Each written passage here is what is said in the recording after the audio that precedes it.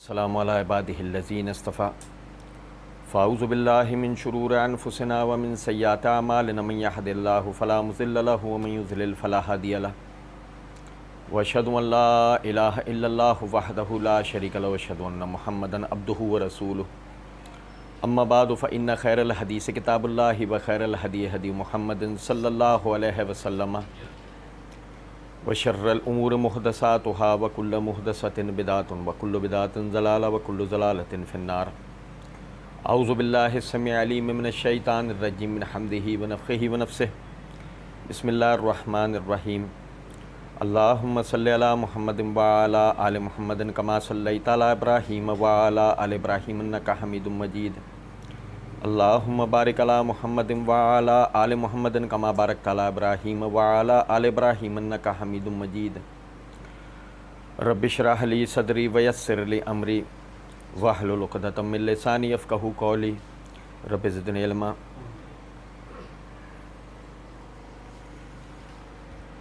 اللہ رب العزت کے فضل و کرم سے مرزا انجینئر کے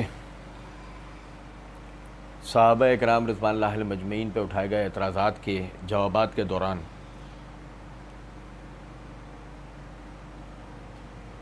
مرزا انجینئر نے ابو بکر صدیق رضی اللہ تعالیٰ عنہ کی ایک فضیلت کہ وہ سب سے پہلے مسلمان ہوئے تھے، مرزا نے اس کا انکار کیا اور روافض کے نقش قدم پر چلتے ہوئے اس نے تعویلات کر کر یہ ثابت کرنے کی کوشش کی کہ ابو بکر رضی اللہ تعالیٰ عنہ وہ سب سے پہلے مسلمان نہیں ہوئے بلکہ سیدنا علی بن ابی طالب رضی اللہ تعالیٰ عنہ سب سے پہلے مسلمان ہوئے۔ ہم نے اللہ تعالیٰ کی دی ہوئی توفیق سے مرزا انجینئر کی حقیقت پارٹ 24 میں مرزا صاحب کے اس حوالے سے جتنے اٹھائے گئے اعتراضات و اشکالات تھے ان کے جوابات دیے تھے، اور صحیح بخاری و دیگر کتب حدیث و تواریخ سے اس بات کو ثبوت دیا تھا کہ سیدنا ابو بکر صدیق رضی اللہ تعالیٰ عنہ سب سے پہلے آزاد و بالغ مسلمانوں میں سب سے پہلے مسلمان ہونے والے وہ ہیں۔ اس حوالے سے ایک کلپ بھی اپلوڈ کیا گیا تھا جس کا عنوان تھا مرزا انجینئر کی طرف سے سیدنا ابو بکر صدیق رضی اللہ تعالیٰ عنہ کی ایک فضیلت کا انکار۔ پھر پچھلے دنوں مرزا کی طرف سے مفتی عتیق الرحمن علوی صاحب کے اوپر اسی موضوع کو لے کر اعتراض ہوا، ہم نے اس کا جواب دیا۔ تو بہرحال اس کو پڑھنے سے پہلے، بات کو آگے لے آنے سے پہلے میں آپ کو ایک چیز بتانا چاہوں گا۔ یہ میرے ہاتھ میں معرفت علوم الحدیث ہے امام حاکم کی، بلکہ اس سے بھی پہلے میں آپ کو بتاؤں کہ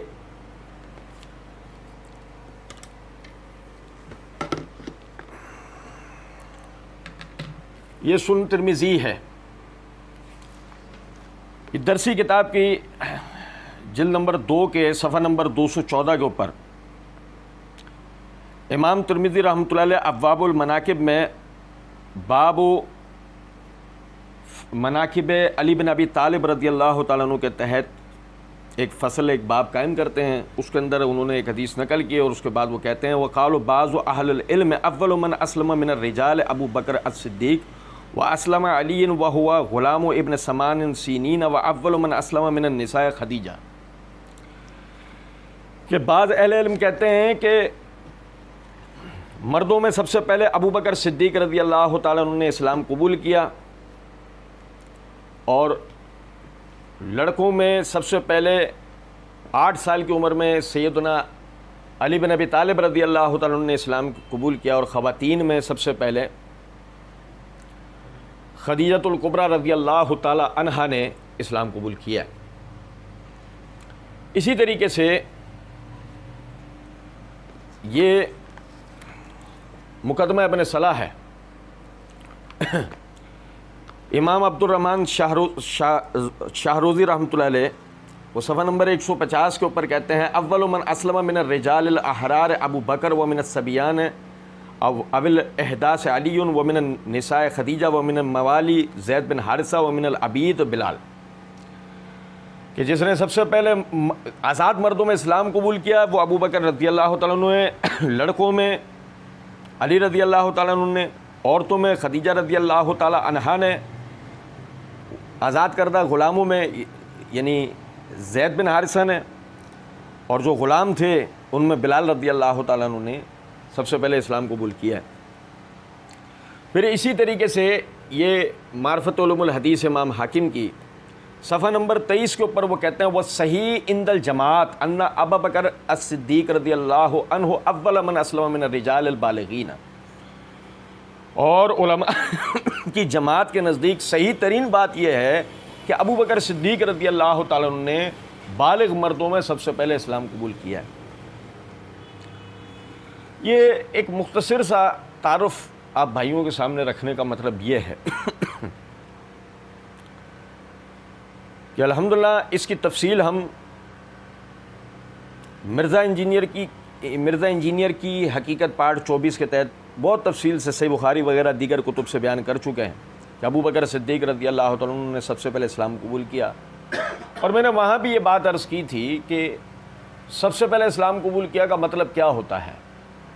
کہ بالغ مردوں میں انہوں نے سب سے پہلے اسلام قبول کیا، ان کو فضیلت حاصل ہے۔ خواتین میں سب سے پہلے خدیجہ رضی اللہ تعالیٰ عنہ نے اسلام قبول کیا، انہیں فضیلت حاصل ہے۔ لڑکوں میں علی بن ابی طالب رضی اللہ تعالیٰ عنہ نے سب سے پہلے اسلام قبول کیا، ان کو فضیلت حاصل ہے۔ غلاموں میں بلال رضی اللہ تعالیٰ عنہ نے اسلام قبول کیا سب سے پہلے، یہ ان کو فضیلت حاصل ہے۔ یہ ان سب حضرات کی فضیلت ہے۔ اہل سنت کا مسلک و منہج یہی ہے۔ ہم اس بنیاد پہ ان کے جو فضیلتیں قرآن و صحیح احادیث سے ثابت ہیں انہیں تسلیم کرتے ہیں۔ اس میں ہم اللہ تعالیٰ ہمیشہ محفوظ رکھے، ہم اس میں غلو سے اجتناب برتتے ہیں۔ پچھلے دنوں پھر اسی حوالے سے یوٹیوب چینل کے اوپر ہمارے ایک بھائی نے، بختاور علی بھائی کا نام ہے، انہوں نے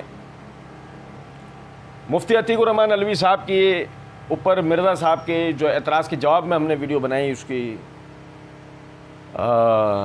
کمنٹس کے اندر بختاور علی بھائی نے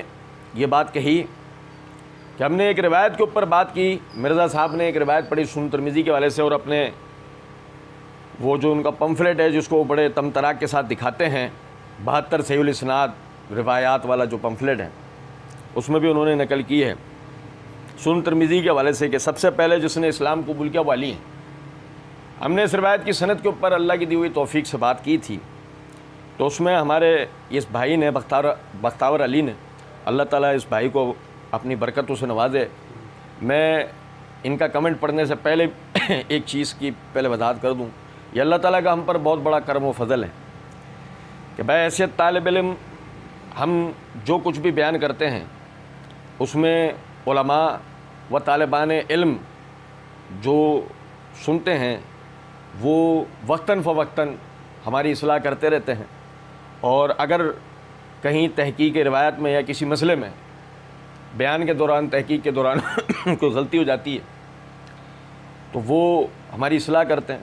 اللہ تعالیٰ ان تمام بھائیوں کو اس کا اجر عطا فرمائے۔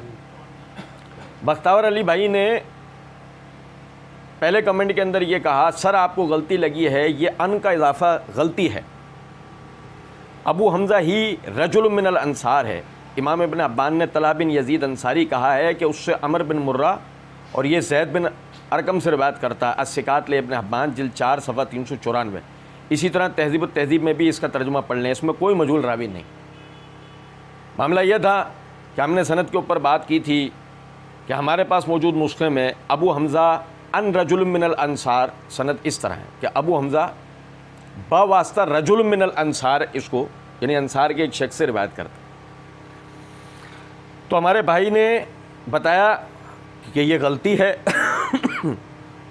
وہ کہتے ہیں کہ ابو حمزہ ہی رجل من الانصار، یعنی ان کے کہنے کا مطلب یہ ہے کہ ابو حمزہ رجل من الانصار سند میں تھا، ان اس میں اضافہ ہے۔ بہرحال تو انہوں نے کہا کہ جی یہ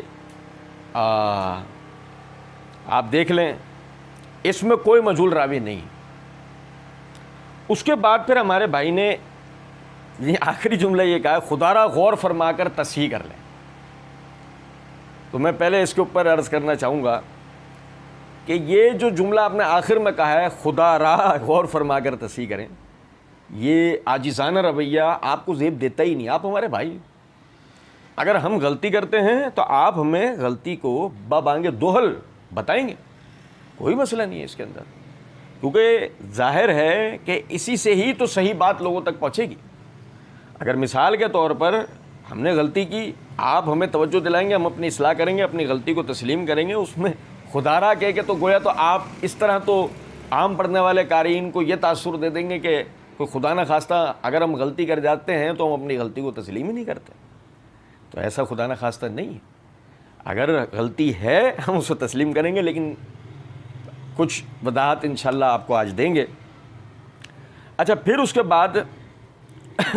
ہمارے بھائی نے ایک بات یہ کہی کہ شیخ صاحب ترمذی کا جو نسخہ معروف کی تحقیق کے ساتھ ہے، اس میں اس روایت کی سند میں ابی حمزہ رجل من الانصار، یعنی جیسے مرزا نے لکھا ویسے ہی بیان ہوا ہے، جبکہ اوقاف سعودیہ کے نسخے میں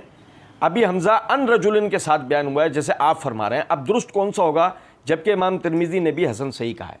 اب تھوڑا سا میں آپ کو اس کی وضاحت دے دیتا ہوں، اس کو سمجھ لیجئے گا۔ یہ دیکھیں، ہمارے پاس یہ ترمذی درسی نسخہ ہے، قدیمی کتب خانہ کراچی پاکستان سے شائع شدہ۔ اس میں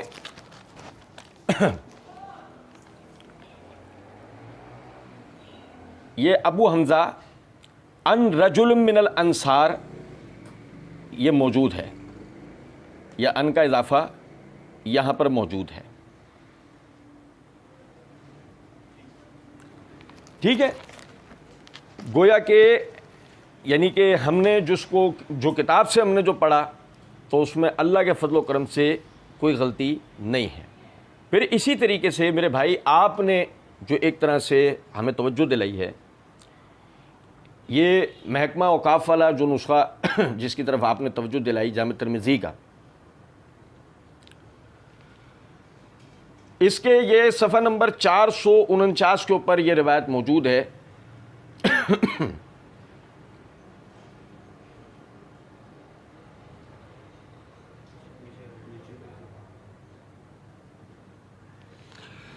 صفحہ نمبر 449 کتاب المناقب، اس کے تحت حدیث نمبر 3735 ہے۔ یہاں بھی یہ ابی حمزہ ان رجل من الانصار ان زید بن ارقم کی سند سے یہ روایت موجود ہے، جس کا مقصد یہ ہے کہ ترمذی ہی کے نسخے میں ان کا اضافہ یہاں موجود ہے، یعنی کہ بعض نسخوں میں موجود ہے، بعض میں نہیں۔ اچھا، اب یہاں پر میں آپ کو بتاؤں، اس وقت ہم سے جو غلطی سرزد ہوئی وہ یہ ہے کہ ہم نے اس نسخے پہ بھروسہ کرتے ہوئے سند پر کلام کیا، اور دیگر کتب کے اندر ہم نے یعنی اس سند کو نہیں دیکھا تھا۔ اب دیکھیں، یہ میرے ہاتھ میں مسند احمد ہے، اس کی جلد نمبر 8 کا صفحہ نمبر 411 ہے، حدیث نمبر 19518 ہے۔ اس کے اندر سمیت یعنی کہ عمر بن مرہ قال سمیت ابا حمزہ رجل من الانصار کا لفظ موجود ہے، جیسے کہ بختاور علی بھائی نے ہمیں توجہ دلائی ہے۔ اسی طریقے سے یہ سنن کبریٰ للبہقی ہے، اس کی جلد نمبر 6 کا صفحہ نمبر 349 کتاب اللقطہ ہے۔ امام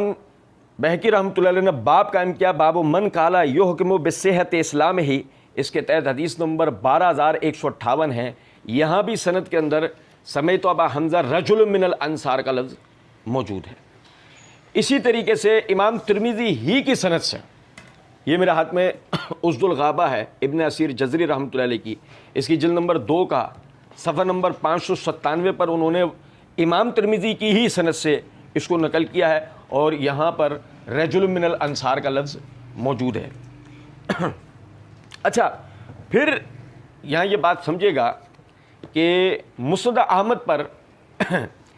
امام حیثمی رحمۃ اللہ علیہ نے جو زوائد لکھے ہیں غایۃ المقصد فی زوائد مسند کے نام سے،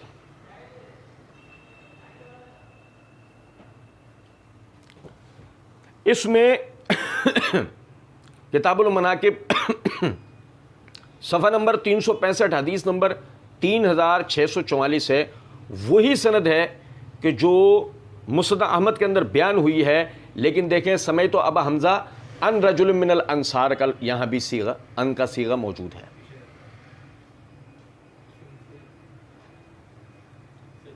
جس کا مطلب مسند احمد کے زوائد میں بھی یہ ابو حمزہ ان رجل من الانصار یہ موجود ہے۔ اچھا پھر دیکھیں یہاں پر یہ بات سمجھے گا کہ اگر بعض نسخوں میں ان کا اضافہ موجود ہے اور بعض میں نہیں ہے، تو اس صورت میں کیا یہ حدیث صحیح ہو جائے گی؟ نہیں، یہ صحیح تو اس کے بعد بھی نہیں ہونی۔ اس کی وجہ یہ ہے کہ دیکھیں یہ میرے ہاتھ میں تہذیب التہذیب ہے،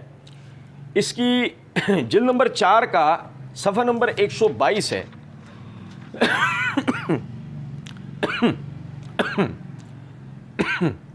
حافظ ابن حجر رحمۃ اللہ علیہ ابو حمزہ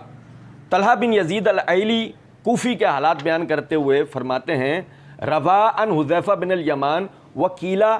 ان رجل انہ وان زید بن ارقم وانہ عمر بن مرہ،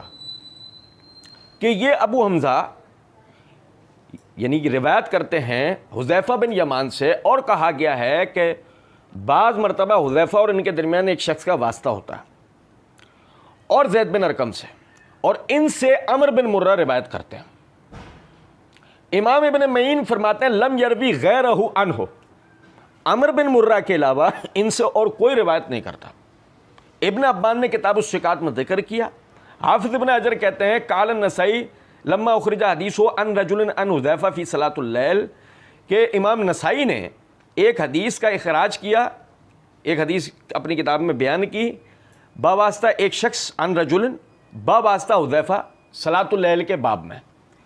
اور اس میں آپ نے فرمایا حاضر رجل یشبہ ان یکون اصلہ، کہ ہو سکتا ہے یہ شخص جو پچھلی جو سند میں صلہ بن ظفر تھا، اشارہ اس کی طرف ہے کہ وہ اصل سند میں موجود صلہ بن ظفر ہی ہو۔ وہ طلحہ حاضہ سے کا، اب یہ حافظ بن حجر رحمۃ اللہ علیہ نے یہ کلام پورا یہاں بیان کر دیا ہے۔ اچھا دیکھیں اب سمجھے گا ذرا بات کو، یہ امام نسائی کی سنن کبریٰ ہے، اس کی جلد نمبر 1 کا صفحہ نمبر 434 ہے، کتاب قیام اللیل ہے۔ اس پر امام نسائی رحمۃ اللہ علیہ نے باب قائم کیا تسویۃ القیام والرکوع والقیام بعد الرکوع والسجود والجلوس بین السجدتین فی صلاۃ اللیل۔ اس کے تحت یہ حدیث نمبر ہے 1378 1379۔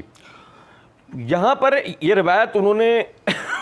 ان عمر بن مرہ ان ابی حمزہ ان رجل من بنی ابس ان حذیفہ نقل کی، اور اس کے بعد امام نسائی کہتے ہیں قال ابو عبد الرحمن ابو حمزہ عندنا واللہ عالم طلحہ بن یزید،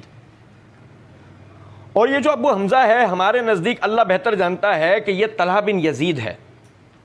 وہ حاضر رجل یشبہ ان یکون صلہ بن ظفر، اور یہ جو جس شخص کے واسطے سے بیان کر رہا ہے ممکن ہے کہ یہ صلہ بن ظفر ہو۔ یہاں پر امام نسائی نے یعنی ابو حمزہ کو ثقہ نہیں قرار دیا،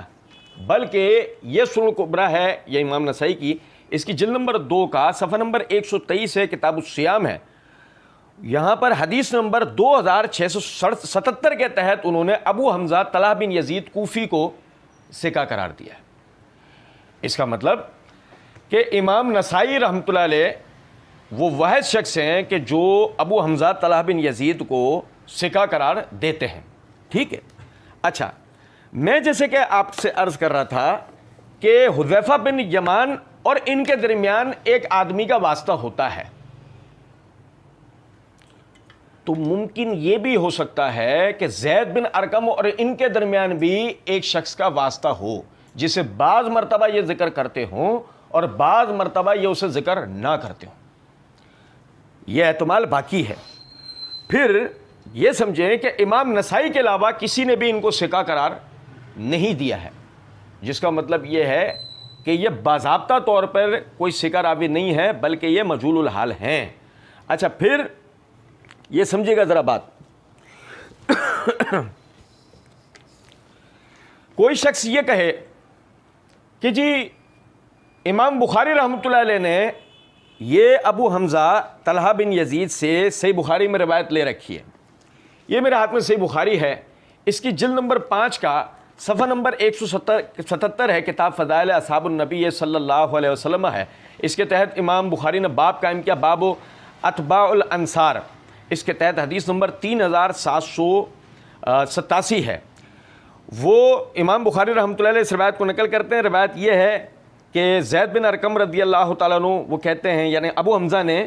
زید بن ارقم رضی اللہ عنہ کے واسطے سے بیان کیا کہ انصار نے عرض کیا، یا رسول اللہ صلی اللہ علیہ وسلم، ہر نبی کے تابع دار لوگ ہوتے ہیں اور ہم نے آپ کی تابع داری کی ہے، آپ اللہ سے دعا فرمائیں کہ اللہ ہمارے تابع داروں کو بھی آپ میں شریک کر دے۔ تو نبی صلی اللہ علیہ وسلم نے ان کے لیے دعا فرمائی۔ اب یہ جو روایت ہے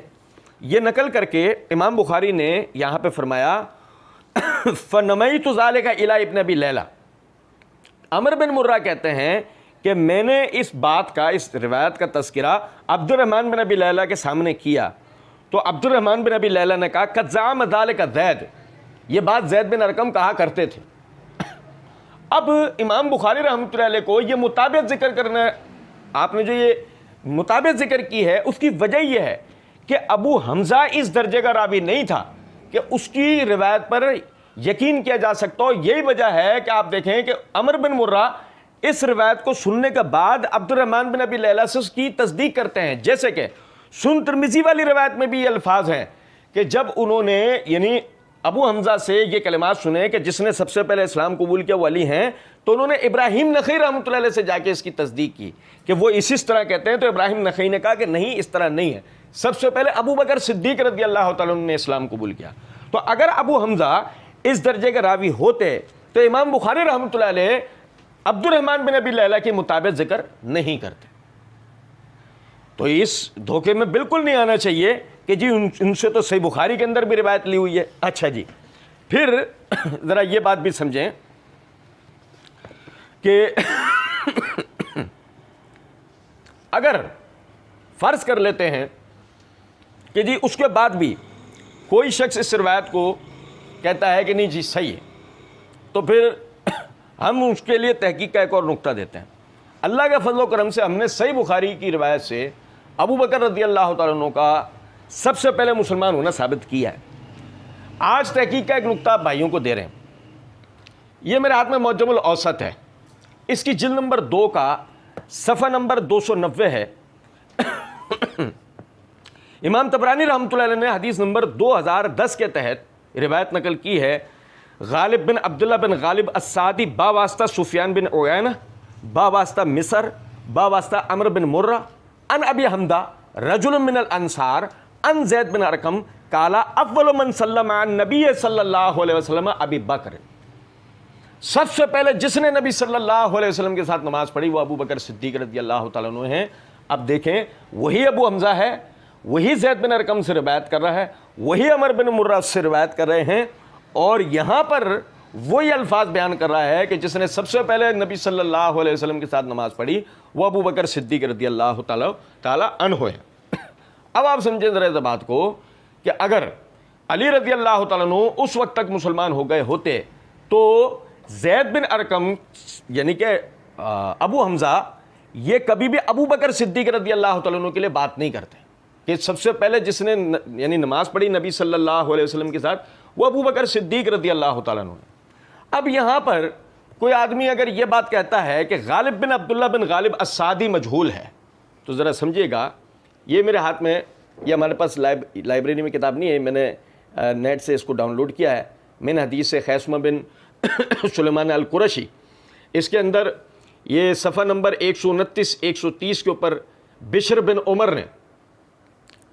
غالب بن عبداللہ بن غالب السعدی کی مطابقت کر رکھی ہے۔ اور سمجھیے گا ذرا بات کو، یہ میرے ہاتھ میں تہذیب الکمال ہے، اس کی جلد نمبر 2 کا صفحہ نمبر 60 اور 61 ہے، بشر بن عمر بن حکم بن عقبہ الدہرانی الازدی ابو محمد البصری، ان کے بارے میں امام ابو حاتم کہتے ہیں صدوق، اور امام محمد بن سعد نے کہا کانا سکہ، کہ وہ سکہ تھے۔ ابن ابان نے بھی ان کو کتاب الشکات کے اندر ذکر کیا ہے۔ تو عرض کرنے کا مطلب یہ ہے کہ آپ دیکھیں کہ بشر بن عمر سکہ راوی ہیں، انہوں نے یہاں روایت میں غالب بن عبداللہ بن غالب السعدی کی مطابق بھی کر رکھی ہے، تو لہٰذا اگر مجہول ہونے کا سند کے نیچے اشکال ہوتا، وہ اشکال ختم ہو گیا۔ اب سمجھیں ذرا اس بات کو کہ اگر ابو حمزہ رجل من الانصار، یعنی ابو حمزہ راوی جو ہے، اگر آپ اسے مجہول الحال تسلیم نہیں کرتے اور اس کی روایت کو آپ صحیح تسلیم کرتے ہیں، تو پھر آپ نے یہ روایت بھی تسلیم کرنی ہوگی، اور جب آپ نے یہ روایت تسلیم کرنی ہوگی تو آپ نے بتانا ہوگا کہ پہلے ابو بکر مسلمان ہوئے یا پہلے علی بن ابی طالب رضی اللہ تعالی عنہما یہ مسلمان ہوئے۔ اب سمجھیں ذرا اس بات کو کہ صحیح بخاری و دیگر احادیث کی سے یہ بات ثابت ہے کہ ابو بکر صدیق رضی اللہ تعالیٰ عنہ سب سے پہلے مسلمان ہوئے ہیں، لہذا ابو حمزہ رجل من الانصار کی یہ گواہی تو قبول کی جا سکتی ہے کہ سب سے پہلے نماز پڑھنے والے نبی صلی اللہ علیہ وسلم کے ساتھ وہ ابو بکر صدیق ہے، کیونکہ اس کے دیگر دلائل ہیں۔ لیکن اگر وہی ابو حمزہ یہ کہے کہ اول من اسلم علی، کہ سب سے پہلے علی نے اسلام قبول کیا، تو یہ بات دیگر صحیح روایات و دیگر ثقات کے خلاف ہونے کی وجہ سے قابل قبول نہیں ہو سکتی۔ اور جہاں تک یہ بات ہے کہ جو پھر میں آج دہرا دوں کہ ابراہیم نخعی رحمۃ اللہ علیہ نے جو انکار کیا تھا، وہ خدا نہ خواستہ سیدنا علی بن ابی طالب رضی اللہ تعالیٰ عنہ کی فضیلت کا انکار نہیں کیا تھا، بلکہ یہی روایت ان کے پیش نظر تھی کہ ابو حمزہ، اس کو یہ دیکھیں سمجھیے گا، یہ روایت معجم الاوسط میں ہی نہیں بلکہ تاریخ اصبہان کے اندر بھی ہے، یہ جلد نمبر 2 کے صفحہ نمبر 117 کے اوپر وہ اس روایت کو لے کے آئے ہوئے ہیں، اور وہ ساتھ ہی یہ بات کہتے ہیں ہاکذا رواہ غالب عن سفیان عن مصر ورواہ شعبہ عن عمرو بن مرہ عن ابی حمزہ عن زید بن ارقم قال اول من سلم عن نبی صلی اللہ علیہ وسلم علی، کہ اسی طرح غالب نے باواسطہ سفیان بن عیینہ باواسطہ مصر یہ روایت کیا ہے کہ سب سے پہلے ابو بکر صدیق رضی اللہ تعالیٰ عنہ نے نبی صلی اللہ علیہ وسلم کے ساتھ نماز پڑھی، اور شعبہ نے باواسطہ عمرو بن مرہ باواسطہ ابی حمزہ باواسطہ زید بن ارقم یہ روایت کیا ہے کہ اول من سلم عن نبی علی، یعنی کہ جس نے سب سے پہلے نبی صلی اللہ علیہ وسلم کے ساتھ نماز پڑھی وہ علی ہے۔ تو میں وہی عرض کر رہا تھا آپ سے بات کہ اس کو سمجھیں کہ اگر